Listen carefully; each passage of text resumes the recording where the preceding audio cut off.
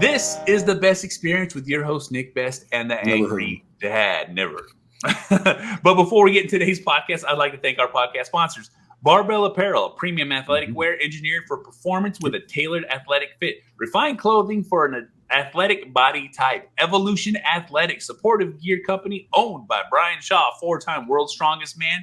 We believe in all athletes and supporting their journey towards greatness.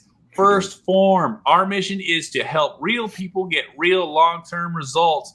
And new sponsor to the podcast, Iced Up Injuries. If you're looking for a cold plunge, guess what? You can get hooked up at Iced Up Industries. Link is in the notes. Best at the end for that promo code for Iced Up Industries. Yeah, they saved $50 with the promo code, but the unit is as good as the $5,000 units, and they're selling them for like $22.99. So it's like half the price, and yet you get all the great stuff that comes with it, the chiller, everything. It's an amazing product. I can't say enough good things about it. I cannot wait. Exactly. But it does take 8 weeks to get it when you order it, but it's worth the wait. It really is, especially at the cost. And for the size, because I can for those exactly all the way in. Chest deep, and get out. And that's going to be the biggest thing. Is half the battle is like when you want to get out and you're really cold, you need to be able to get out, and I'll be able to get out. So that's exactly. Really cool.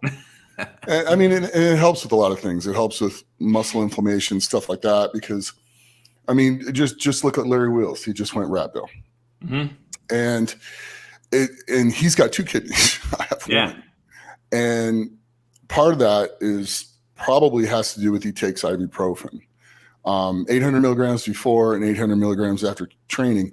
Nobody really talks about the damage that ibuprofen does, and it literally destroys your kidneys. If you take it a lot over a long period of time, it will destroy your kidney function. And doctors and stuff don't talk to people or warn them or anything till that your GFR your filter rate gets below 60, and when you have actual kidney disease. And I don't understand why they do it that way. I mean, they should be talking to people when it's at 90, when it's at 80, when it's at 70. They should be talking to people and going after this retroactively. So don't take ibuprofen for inflammation. Take the ice bath. It's 10 times better. And you can take a couple of them a day. You don't have to just take one. Take one when you get up in the morning. I tell you what, it's pretty invigorating, and it wakes you up and you feel good for the start of the day. And then if you're so worried about it messing up your muscle, which it won't, but with the things, take it 3 hours after you're done training, 4 hours after you're done training. I mean, I'll take it within an hour of me being done training, because one thing that these scientists and nobody's talking about in this industry is the fact that it takes muscle 2 days to recover from a workout. Well, tendons take 3 times longer.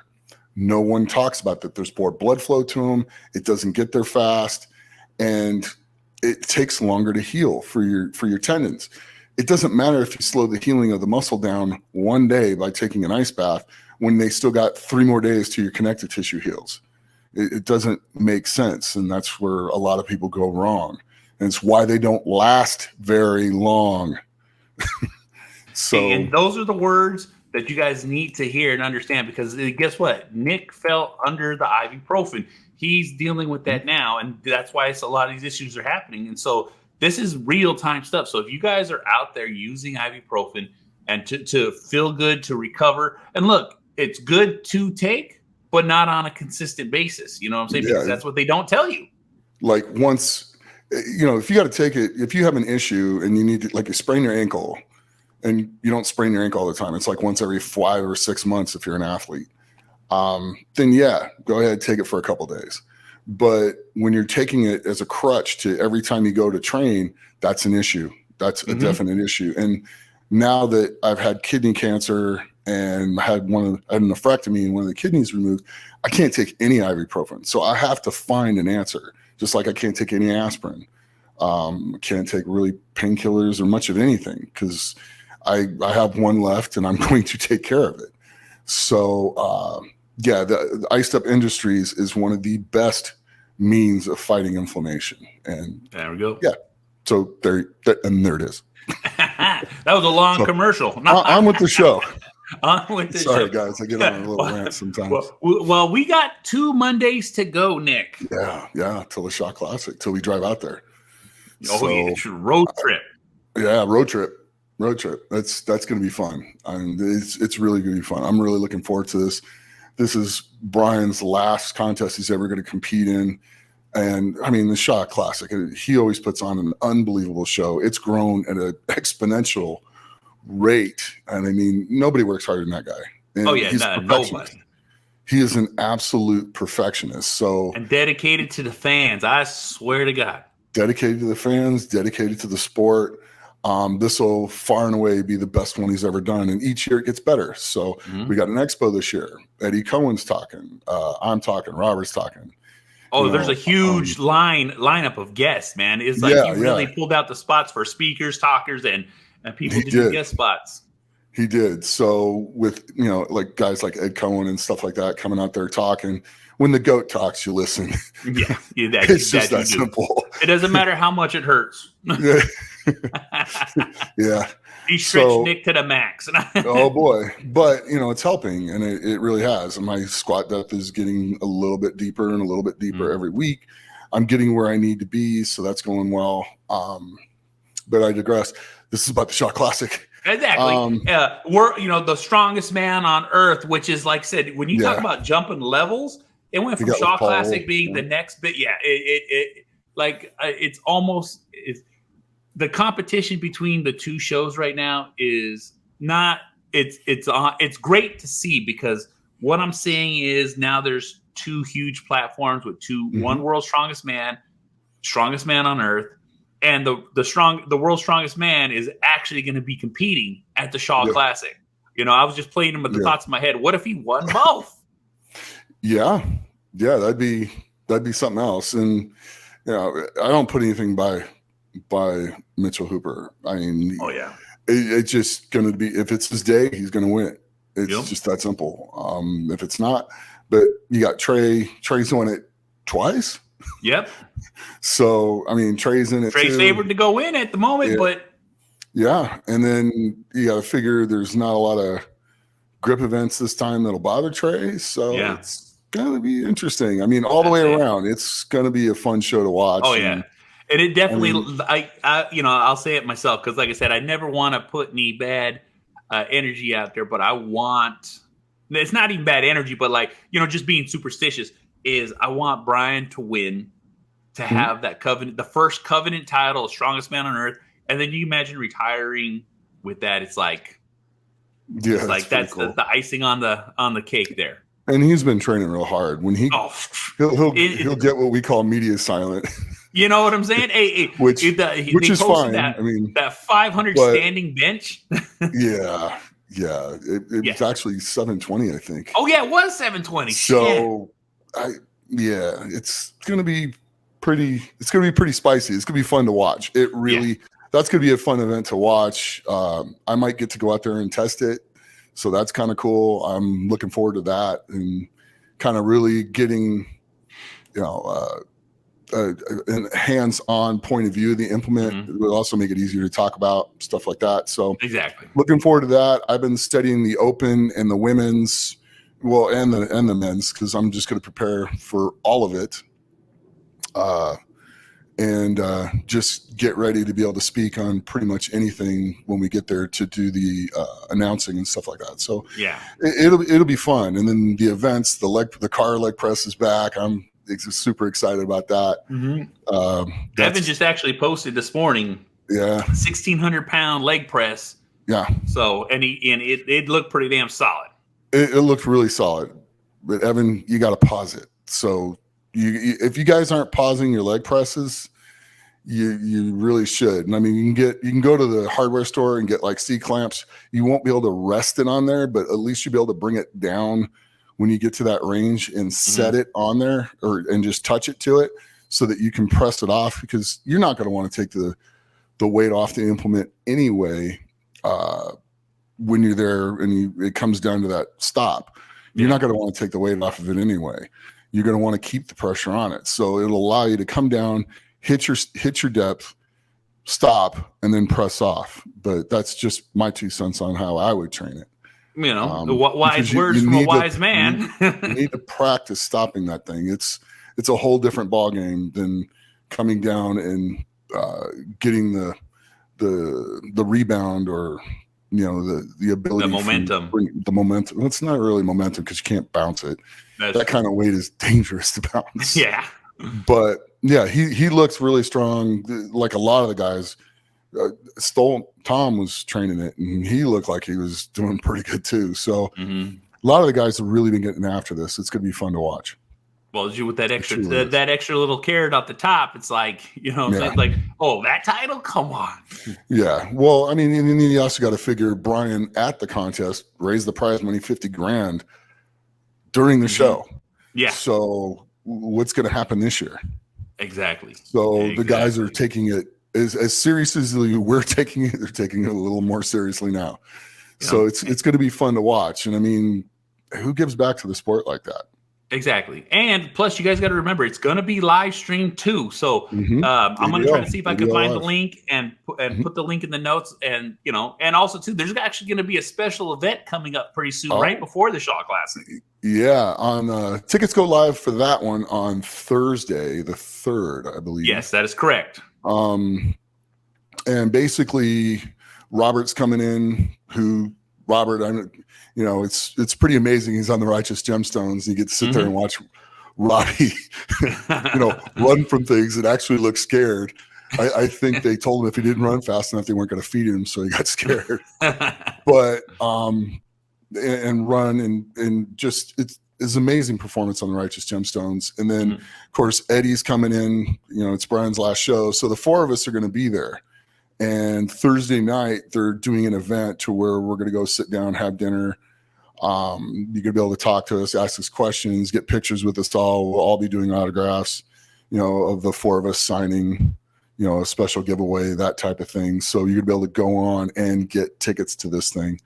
Yeah, it's going to be a pretty special night. It really is. It's always fun when the 4 of us get together, but all I know is there will be no waxing involved with anything. Ever, no hand waxing. no. Thanks, Eddie. Love you. Yeah. So anyway, I really do love you. But anyway, so that's it. Yeah. So get your tickets. Get online. The link is up. I posted it on my Facebook, Instagram, and YouTube. And then I believe Brian's posted it. Eddie's. I don't know if Eddie's done it yet or not, but I know Robert has. So yeah, and I'll put up the link in the show notes here too. So I always say I'm going to do it, but this one time I'll really do it. We're doing good today. You know what I'm saying? Yeah, but it's things are going pretty good. I'm really excited. We got a lot of really cool stuff coming up. Just can't wait for all this stuff to go down. Oh yeah, no. There's a lot of stuff going down and a lot of stuff happening too, and that's the thing that we got was what do we got coming up? We have the Shaw Classic coming up, and then immediately after September, Nick, you are preparing for your competition. And how are you feeling going into this competition coming up? I'm feeling pretty good. I think the squat, I'll get over 800 without too much of a problem. It's not going to be easy. I already came up with it once, but I need to get a bit deeper, which is fine, which I'm doing now. Like this week, 700 was nothing. Next week, I'll go 725. For the next probably 4 weeks, I'll probably jump 20 to 25 pounds a week. And then I'll do my 5 or 10 pound jumps for the last couple of weeks to really kind of tweak it. But I feel like I'm coming in pretty solid. So that's it should good. be, because I'll go up 25 pounds till I get to 800, and then I'll probably go up 5 or 10 pounds a week after that, because we're about 8-9 weeks out right now. So yeah, and then the one I'm worried about more than anything is the deadlift.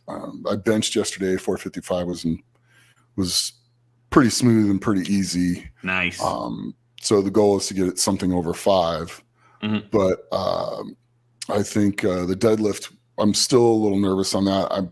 I work with Ed Cohen, I mean, on that, and learn to pull with my legs a little bit more and like drive with it. And I think that's going to be pretty successful. This week I'll probably try to pull 700. And if that goes pretty smooth, then I should be good. The goal is to squat over 800 and total over 2000 again. Yes. So if I know I can realistically get in that area without breaking a sweat, then we're good to go. That's what I'm talking about. Yeah, that's what I'm talking about.